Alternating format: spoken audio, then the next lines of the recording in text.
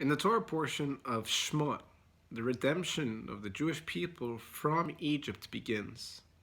The question I would like to raise is, why is it that of all the Jewish people that were in Egypt at the time, the one God selects to be the Redeemer, Moses, was the only one who grew up in royalty apart from the rest of the people?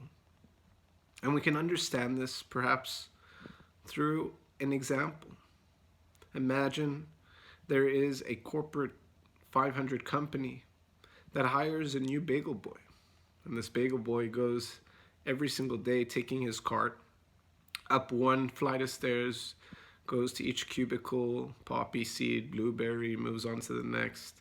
And day in, day out, going all 30 floors.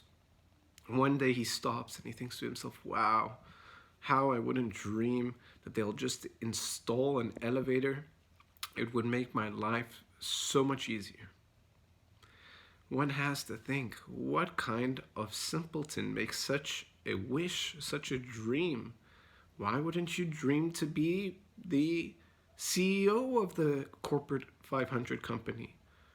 But to have an elevator so you can continue to be a bagel boy? This is thinking very small. So too, the Jewish people had for so long been enslaved that they literally were constricted in the way they thought. Their big ideas of the good life were in fact very small. Instead of one fish today, I would love to have two. Instead of living in a one-bedroom apartment, a two-bedroom apartment. You see, Moses, having lived the life of luxury in Pharaoh's home, knew that there is a lot more that one could ask for. But beyond that, Moses was someone who had the entire world before him. There was no luxury that he did not have at his disposal, and yet he eventually fled from all of it and gave up on all of it, realizing that it never brought any fulfillment.